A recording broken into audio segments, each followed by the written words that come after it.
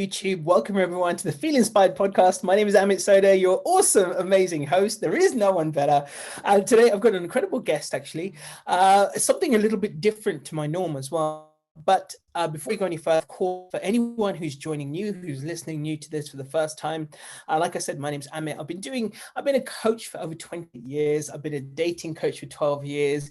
I've been a radio presenter for 15 years. And I decided to bring together my talents to help inspire people in the same way that I've been inspired through some of the things I've read or seen or talks or books or quotes or posters, whatever it might be. You know, some of these things have been pivotal in influencing and changing my life. And I wanted to do the same for other people. That is, bring together some incredible people who you may not have heard of, but have so much to bring you, to offer the world in general. And so today I have one such individual as well. I've just read a little bit about your story. The first thing that blew my mind was the fact you're a father to 6 children. It's for me that I love hearing about stuff like this as well, because I jokingly speak to parents who have, one child, and they're like, oh, you have no idea what it's like being a parent. And I'm like, my mom had 6 children. My wife's, my wife's gran had 10 children, 10 boys, not even 10 children, 10 boys, and I think 1 girl.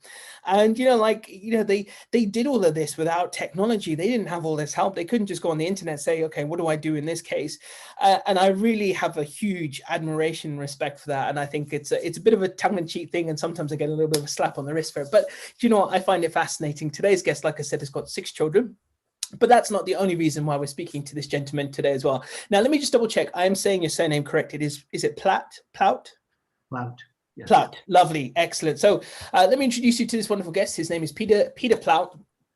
He's the executive director of the Wimmer Family Office based in London, and it focuses on investments in real estate, metals, mining, alternative energy, and natural resources, all wonderful things as well.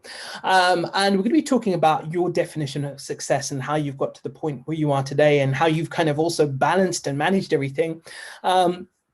But as well as doing this, I think, like I said, you're a parent to 6 wonderful children as well, who at some point in the future I may get to meet as well, which I would love to, of course, as well.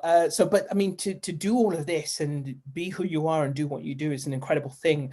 So I wanted to dive right in and ask you just to give like a sort of a 3 or 4 minute upshot of who you are and kind of how you've got to this point of where you are in your life today, and maybe even 1 or 2 of the challenges you've come across.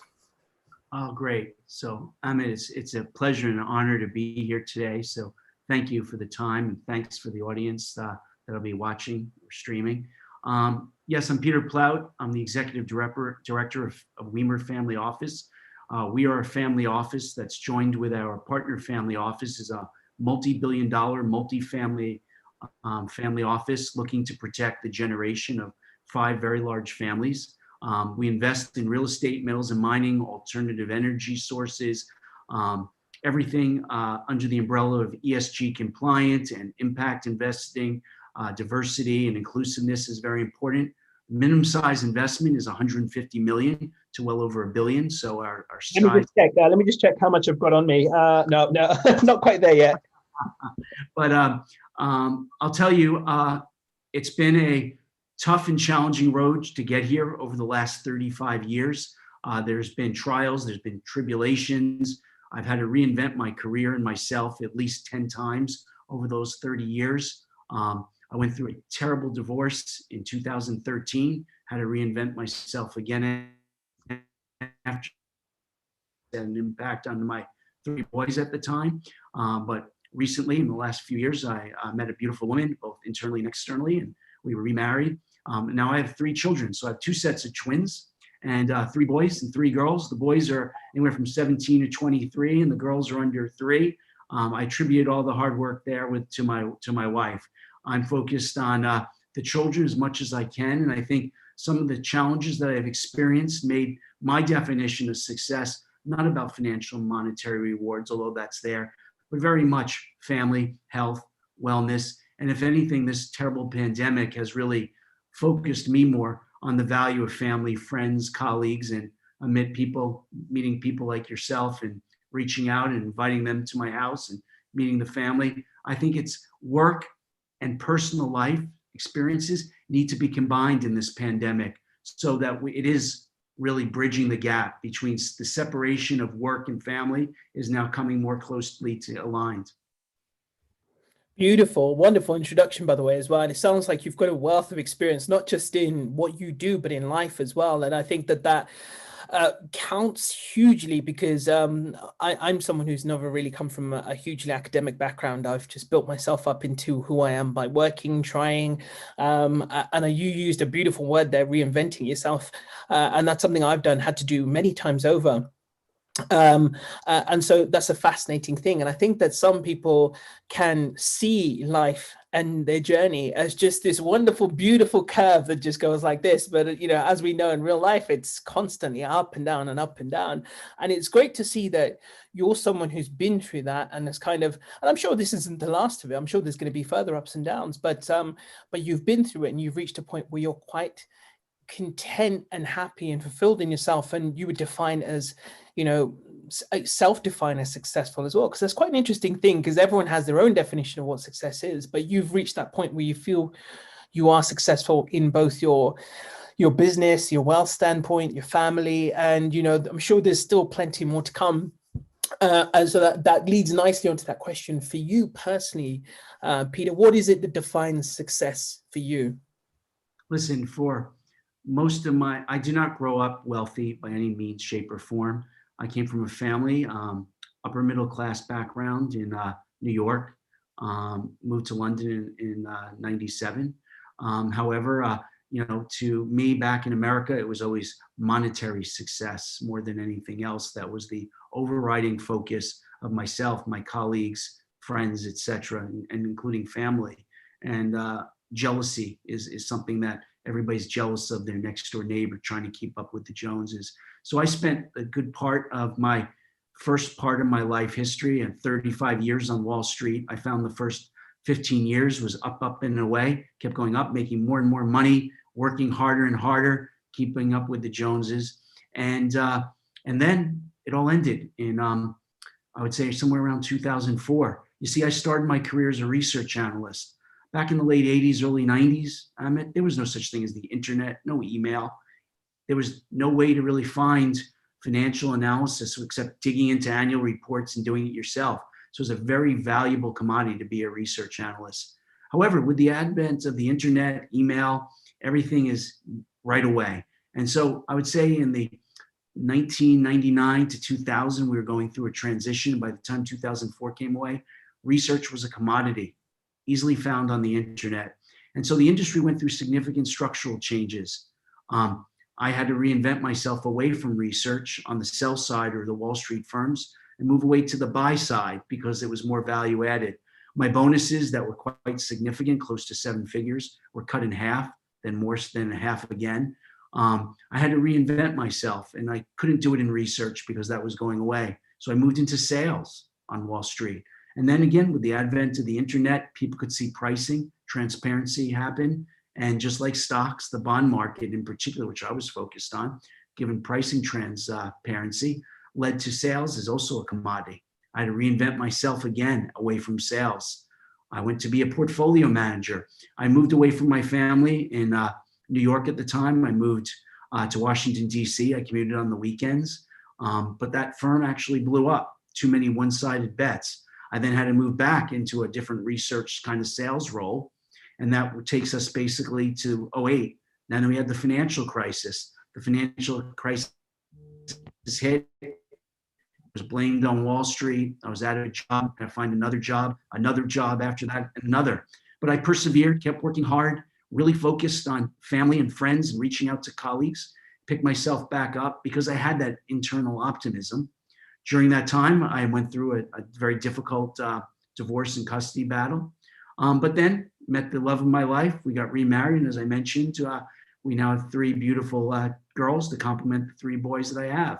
But it's still reinventing myself, still putting myself out there. So to get to this level of success today that I enjoy at the Weimer family office, in terms of investing hundreds of millions of dollars, if not over $1 billion or so, was a long path over the last 35 years. People might just see me on the internet and published media and other and say, wow, man's investing 150 million to over $1 billion. But the road to that was fit with challenges and lots of drama, very, very hard. So if I could leave any message, Kira, to you and your viewer, to Amit and to you and your viewers, would simply be, you got to persevere. You got to use your network. You got to stay optimistic. No matter how bad things are, personally, financially, you need to say tomorrow will be a better day. And when you wake up tomorrow, hit the road with some optimism and hard work. And if it's not tomorrow, it's not next week, maybe it'll be next year. But there is a bright light at the end of the tunnel. And happy to share my story. People can call me, email me, etc. Happy to work them through any of their challenges that they face. You know, listening to your story, and you mentioned something there about using your networks, and I don't know about you, but I've been a follower of Tony Robbins for many, many years, and I was listening to him recently, and there was just something that stuck out, and I've heard it 100 times before, but it really jumped out at me this time, more so than at any point in the past, where he said, and you know, he said it really eyes deep in the camera, and you know, sometimes when you're listening to a speaker, a powerful speaker or something, and you just feel they happened to be speaking to you at that moment. And you know, he looked in the camera, very deep in the camera, very close, and just said, look, proximity is power. And that line for me had never, even though I'd heard it, I'd kind of acknowledged it, but I'd never really bought into it that much.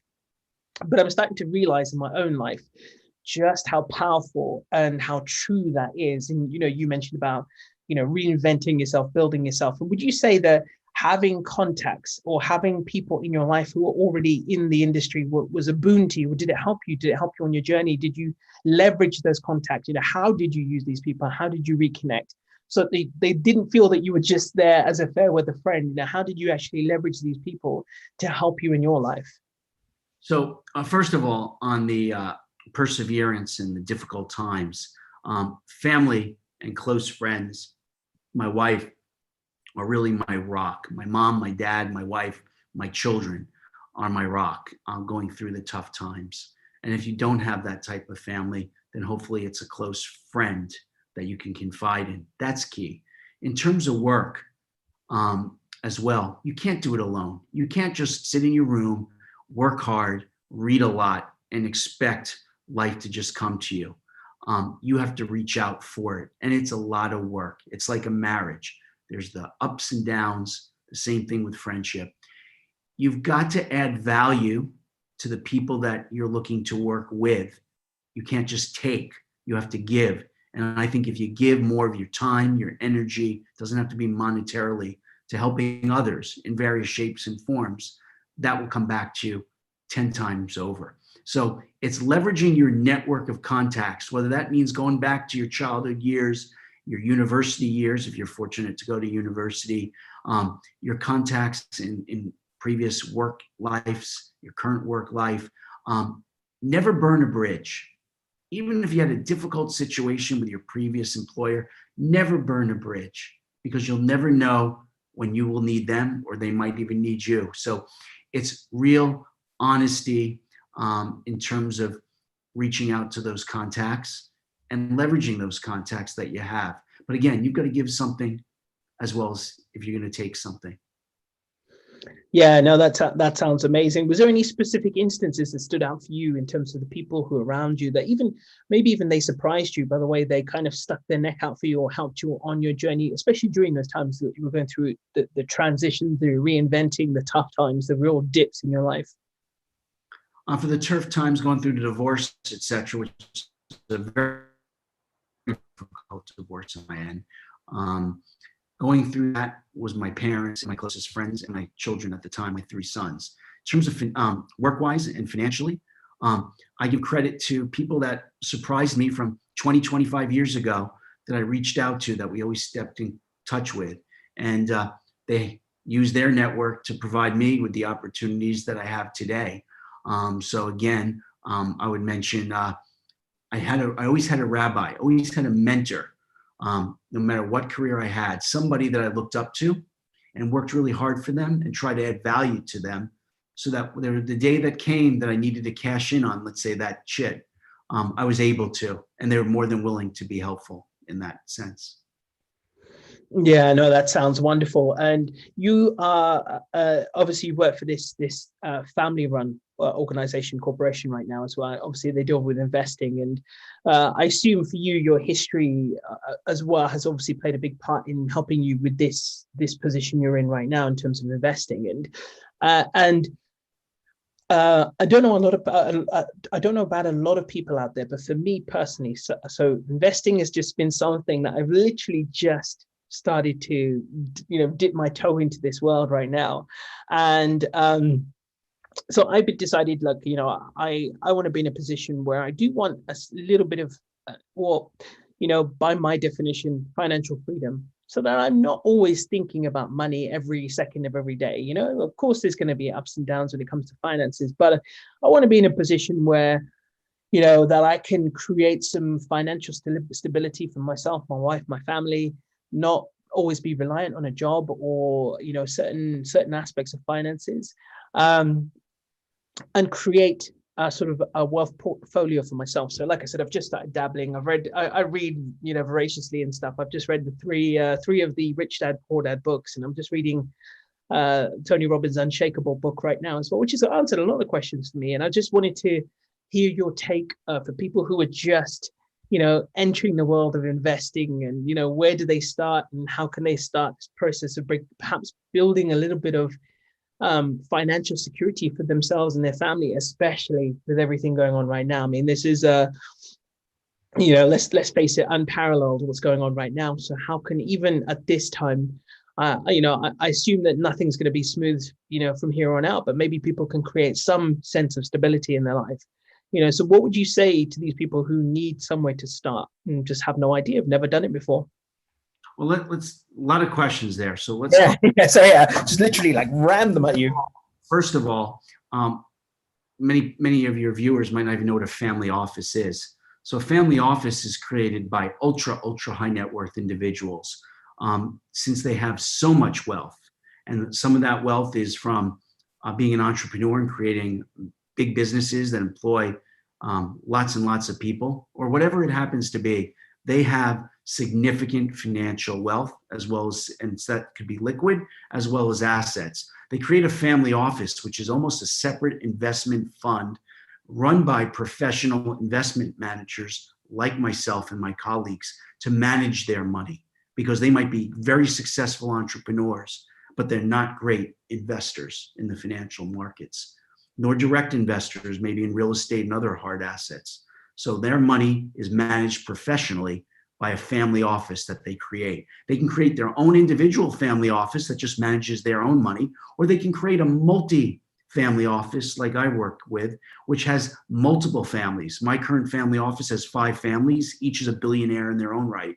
They pool their money together so we could have very large economies of scale in terms of the investments that we could invest in. That's why I said our minimum size is over 150 million to well over $1 billion. We invest in real estate assets around the globe, oil and gas, natural resources, alternative energy, metals and mining, as I mentioned, with a big focus on ESG compliant. That's environment, social awareness, corporate governance, impact investing. In terms of your question, in terms of individuals just starting out, I'll give the same advice I'd give to my children that my father gave to me and his father gave to him. Take a small amount of your salary before you spend anything, before you pay your rent, you pay your mortgage, your car payment. Doesn't matter if it's $10, and put it in a savings account that you have no access to. And what do you mean that no access? Put it into a savings account at one of the local banks, Barclays, HSBC, NatWest, etc. That the only way you can take out money, not on a debit card, is to physically go into the bank like you had to do going back before the internet and ATM cards existed. That means you need to actually physically go into a bank, fill out a piece of paper, and withdraw money. And when you actually have to do that and you confront somebody, it might pain you to actually take that money out more than just paying for stuff on your Apple Wallet or through the ATM. Doing that, putting simply $10 a week or a paycheck away over time makes a big difference. Now, in terms of what investments, that's just in a savings account. It's going to get really no interest, but at least you have forced savings. And everybody should have enough savings, should they lose their job, particularly in the situation with our pandemic, that you could survive for 3, if not 6 months to pay your car, your utilities, food, and other expenses in the bank. That's not an easy thing to do. But if in times are okay, you could put away a small amount of money, it'll make a huge difference. In terms of the question about investments, again, it's the same thing. Pick a mutual fund, an ETF that mimics the market, put some money in there, and keep reinvesting the dividends that the stocks or bonds, if bonds have coupons, continuously investing. And you'll be surprised in 3 years' time, 5 years' time, 10 years' time, how compounded interest and compounding dividends will work to help you build a nest egg. You have to start when you're in your early 20s, if not sooner, because when you get to be my age in your early 50s, it's too late because you want to obviously start thinking about retirement. Now, with 6 kids, I'm not retiring until I die, whether I have a passion for work or not. But that's the advice I would give. Lovely. I think that's a pretty blanket advice, and I think that it's amazing how many people don't follow that advice. And to be honest, I've got to be truthful. I was not easy. Yeah, I've got to be honest. Like, I think I wrote a book about this, because I was one of these people who was hugely in debt at one point. And I don't mean I was in so much debt, I literally had pennies to my name. And how I began to turn things around was I don't have an example here, but I got a mobile phone, but I didn't even have a money box. I couldn't even afford one. I got an old mobile phone box and I sellotaped it up and I put a little slit in it.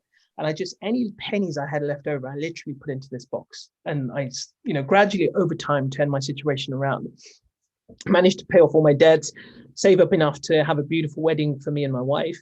But I still wasn't investing. And I've started now, but I think to myself, if only I started, 10, 15, 20 years ago.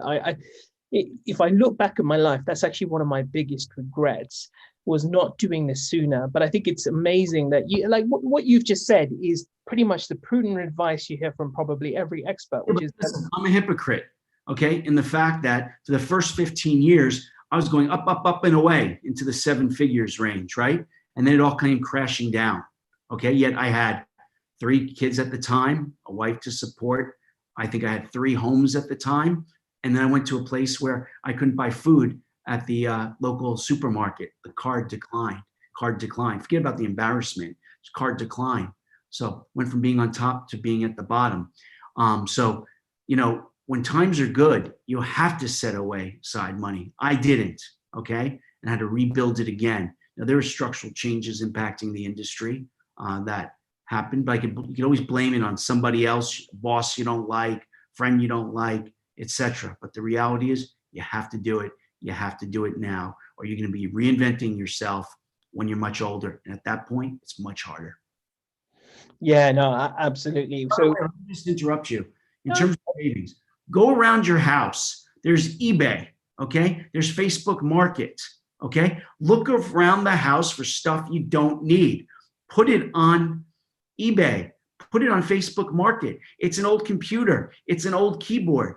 You might get 20 pounds for it. You might get 100 pounds, okay? Take the money you get from that. Don't spend it on a new keyboard or a new computer. Put it into that savings account at Barclays, HSBC, NatWest, wherever, that you physically have to go into the building to withdraw the money. And you'll be surprised how good it feels to have that savings there, even if it's a small amount, particularly when a rainy day happens. Yeah, no, absolutely, so true. And was that the case for you then? Would you say that you started this process much later because of, and also would you say that you're almost grateful for what happened because it has made you realize now, holy shit, I had all this choice to, I had all this money at one point and I was stupid about it, but now I know better. I can do something about it. I can make up for that lost time, so to speak. Because when you're young and you think that you're just no vulnerability whatsoever. So you don't think about that way. So that's the common misperception. You are vulnerable and you never know what something's going to hit. Last New Year's, nobody knew that just a few months later, we were going to be facing a pandemic that has changed the course of human history, There's been economic impact that's huge, financial impact. There's a social impact that's even more so. So those rainy days, you never know where they're going to come from. So that's very important. So you're right. Start early, but it's easier said than done because you need the money to pay the rent. You need the money to make the car payment. So whatever you could do, as I mentioned, to try to put a little away, that's helpful. Yeah. More important thing for this conversation, not to direct it, is we're experiencing unprecedented times, as I mentioned, both economically and financially. So putting away little savings now is going to be very, very difficult for most people, majority of the people in the world. So the reality is kind of how do we focus on making a more inclusive, a more diverse, and have more empathy for your next door neighbor, friend, and bridge the real racial divide that's occurring across cities, across the globe. No more so than what's going on in the United States right now. And I think it's a nice segue into what we're doing at the Weimer Family Office, what I'm doing personally to help in that current situation. Tell us more. Actually, what are you doing? Like, how are you doing? Because this is a good point, right? I think, luckily me and my wife, touch wood, we're in a good position right now, and I'm doing as much as I can. I think I could be doing, and I was just curious. So tell us more about what you're doing in terms of, the giving back side of things. So, as a family office, the 5 families whose money that we manage, it's very, very important that there is a philanthropic angle to it. It's very important that there's an ESG, as I mentioned, environmentally friendly, social responsibility, climate control, for instance, and corporate governance. So talking about ESG in particular, not philanthropic activities, we leave that to each of the families to do. We're paid as money managers and financiers to manage their wealth, to protect their wealth for multi-generations. So in terms of ESG and each of those components there, I think it's just fundamental to any analyst, research analyst, portfolio manager, or anybody that's managing other people's money to use ESG as part of their tool set, making sure the investments that you make are environmentally sound, that are not going to lead to massive liabilities, socially responsible investing, and making sure that corporate governance is there. You can invest in one of the best companies you think in the world, but if management is horrible, that company will go bankrupt. So you need to start with ESG as a fundamental basis of any institutional amount of money to being said.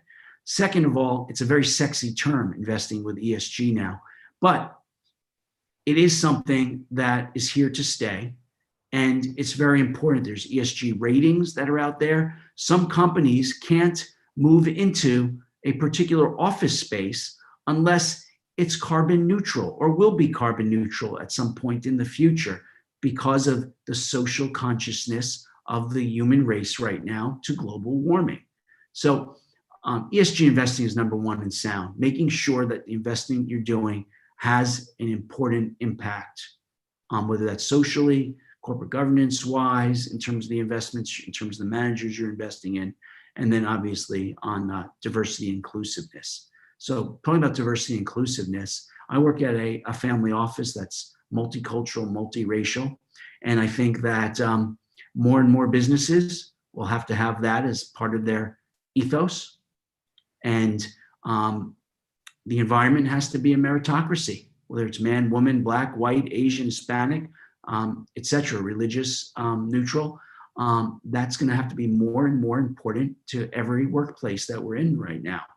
And I think you will see more of that, and you'll see more empathy given this pandemic as we move forward over the next several quarters and next several years. So what are we doing on our part? As I mentioned, we have a very inclusive and diversified workforce, even if it's small. We try to use ESG and impact investing in everything that we do. So hopefully that is how we are contributing from our family office to the betterment of mankind, you might say. Yeah, absolutely. I mean, that's wonderful to hear. I think this is it's definitely the hot potato at the moment in how we're, Not only the diversity inclusion issue as well, but obviously the environment. So, for me, in fact, actually that in many ways comes first, because if we're not doing that, then the rest is almost irrelevant, so it's such an important thing, and it's wonderful to hear that as well. I'm the vice chairman of the GRI Club for Hospitality and Future Finance and Investments. And about a month ago, we had a guest speaker, Ruth King, who wrote a book that I'd highly recommend. And it talks about the racial divide and has some really interesting charts there. And to me, it was eye-opening. And I think it really would help to put Black Lives Matter, the social strife that we're seeing in cities across the US as well as across the globe, by putting yourself into the other person's shoes and seeing what they look at from their perspective, their life. So Ruth King, highly recommend reading her book. She's a great guest speaker. And we had that to help, because the GRI Club is a group of C-level, C-suite executives, so CEO types across the globe focused on real estate. And I think it's incumbent of us as leaders of family offices, leaders in the real estate space and others, to put ourselves in those shoes, to think about it, and then figure out how we can be a part of changing the world that we're currently in. Yeah, absolutely. And that's a good note as well. I'll definitely make a note and look at her books for 100% sure. Thank you so much for that.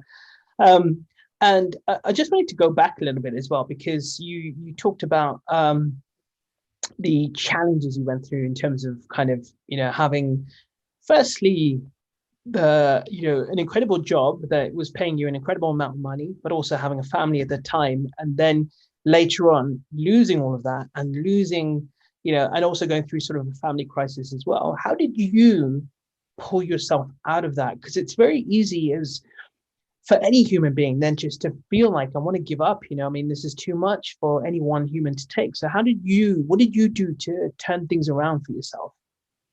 So number one, you have to have an innate ability to basically say, tomorrow's going to be a better day.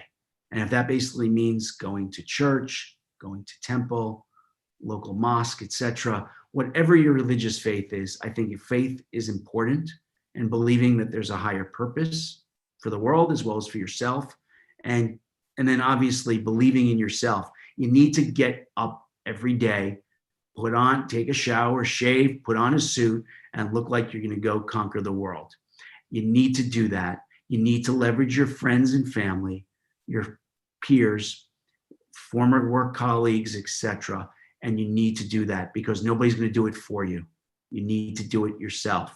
So you have to have the optimism to pull yourself up, because you have no other choice. Okay? Because nobody's going to do it for you. Your friends and family, they all have, and your peers, they have their own problems. I'm sure they'll be helpfully supportive, but you need to rely on yourself. That's number one. So it's a combination of yourself having that inner faith, inner optimism, and then leveraging your Rolodex of contacts as best as you can.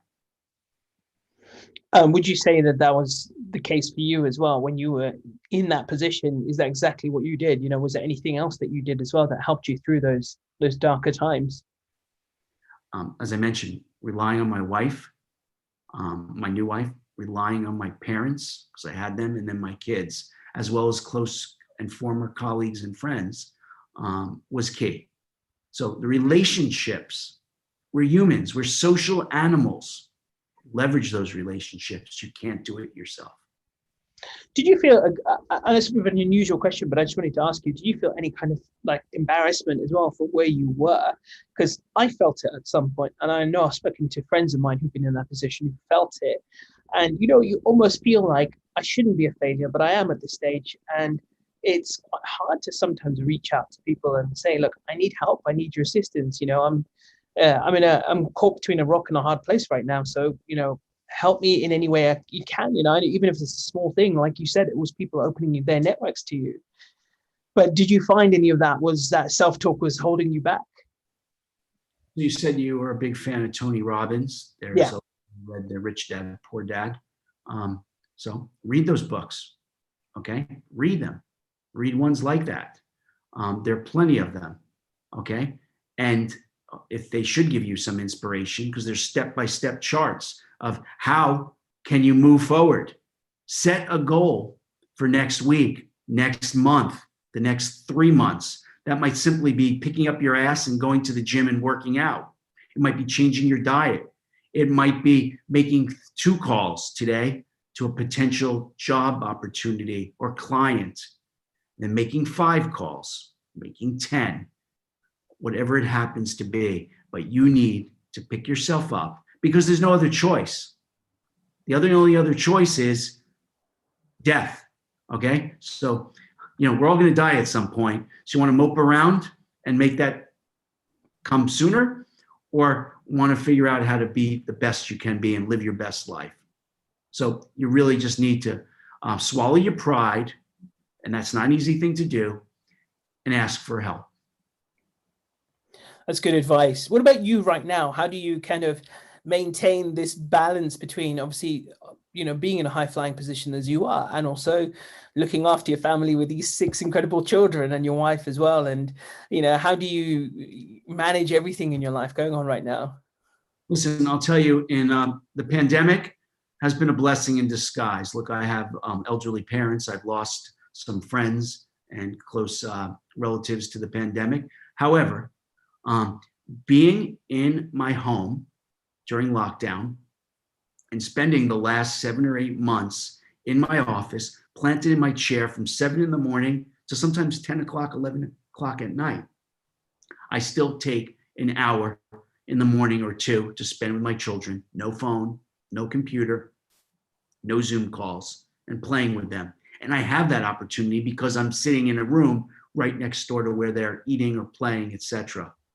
Then spending an hour to myself, working out, just taking a brisk walk or whatever it happens to be to clear my head, and then getting back in the seat, back in the saddle, and plugging away. What's important is, after all those years, I found a job or career that I am thrilled and passionate with. It has both respect-wise, as well as I mentioned, the impact investing side of it as well. So I don't feel like I'm working from 7 o'clock to 10 o'clock at night with some breaks. I'm passionate. I love what I do. So I'm not working for work itself. I'm not living to work. I'm working, and I'm working because I enjoy it. And so because I enjoy it so much, it doesn't feel like work. I also try to do opportunities in terms of my investing size with people that I like. Listen, I'm from New York, living in London now, but I'll tell you this: I'm big on the no asshole factor. That basically means I want to work with good people. I want to work with people like yourself that I can invite to my home for a barbecue, a dinner, and share my family and share my home with you.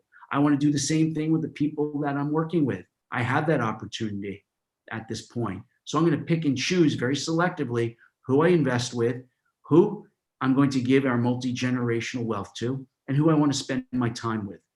And I have that opportunity. So I try to surround myself with those people that I could add value to their life and they could add value to mine. Beautiful, lovely, and well said, I must say. By the way, I had the honor of going to New York this year for my first time, just before lockdown. My wife took me for my birthday this year, and what an incredible city, I have to say. It was a wonderful experience, I must say, as well. Do you miss New York, or do you prefer London?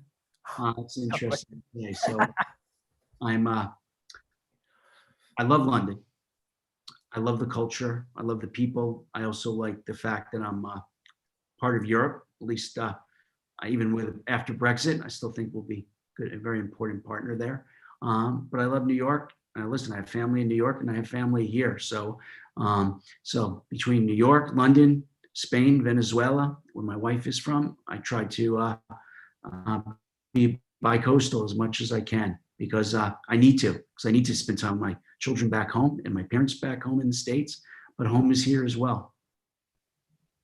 Ah, lovely. I have to say though, I did have fun in New York. Like yourself, very early riser, and I'd wake up early and go for a nice run around New York and Central Park and places like that. So I very much enjoyed myself as well.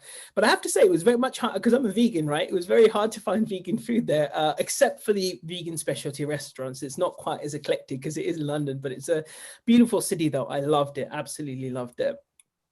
And they're going through a very tough time right now, Yeah, absolutely. economically and financially. People moving. There's a record level of apartments available for rent, tremendous amount of supply. But New Yorkers and New York will come back, just like it happened after September 11th, which was the worst time for New York City. It'll come back. The pandemic, there'll eventually be a cure or some type of antibody that will be found. It might not be next month or maybe hopefully next year, but it will be found. And the city will come back just like other cities will. And so it'll be great again. But I still like my home in New York, in London. Lovely, and I definitely hope to be one of the people to visit one day and have a barbecue and a coffee with you, or yourself and your wife and your family. It'd be lovely to do that at some point in the future. So, a couple of parting questions. First thing is, from your standpoint, with everything that you've done in life, what would be the legacy that you would love to leave behind on planet Earth? When people see your headstone, what is the legacy you'd love to be on there? I'll tell you, it won't be financial. It'll be focused on was a great son, was a great husband, was a great father.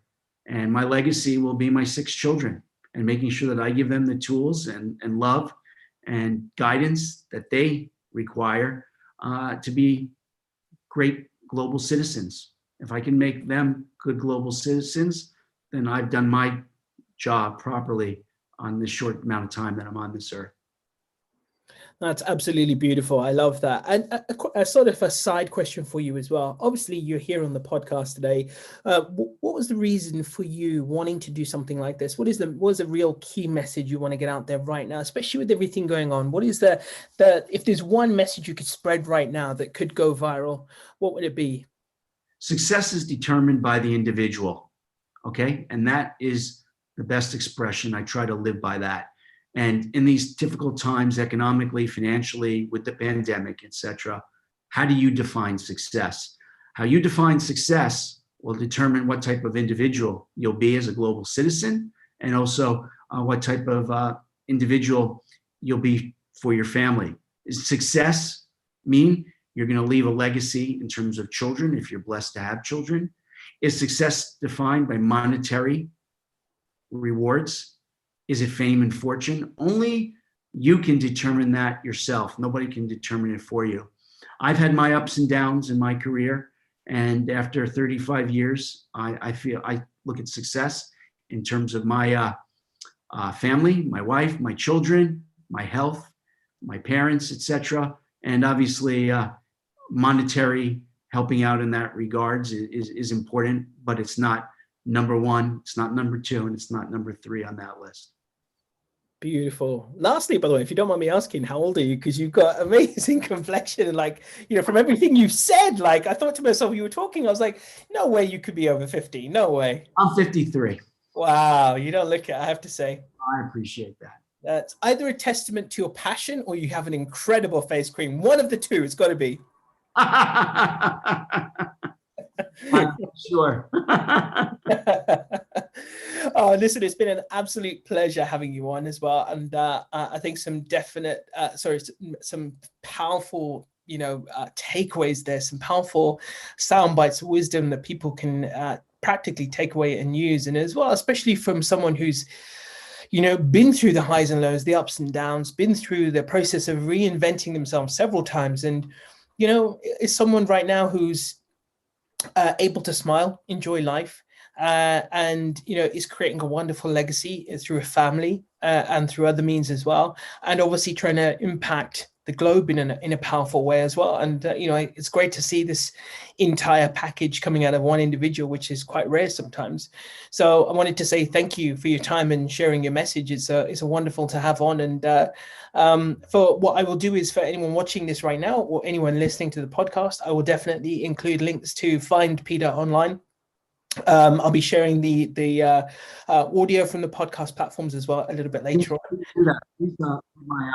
My my email, my mobile. I have a website. I'm on LinkedIn. I have a website, peterplaut.com. However I could be helpful to your audience, it'd be a pleasure and an honor.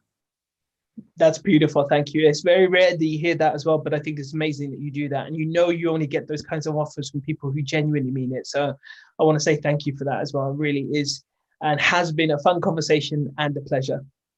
Thank you. Stay online with me. To everyone else out there watching or listening, I wish you all a beautiful week ahead. And of course, as always, feel inspired in all ways. And I will catch you on the next podcast, which is going to be on Friday. So have a wonderful week ahead, everyone. And thank you again. And I'll speak to you soon. Take care.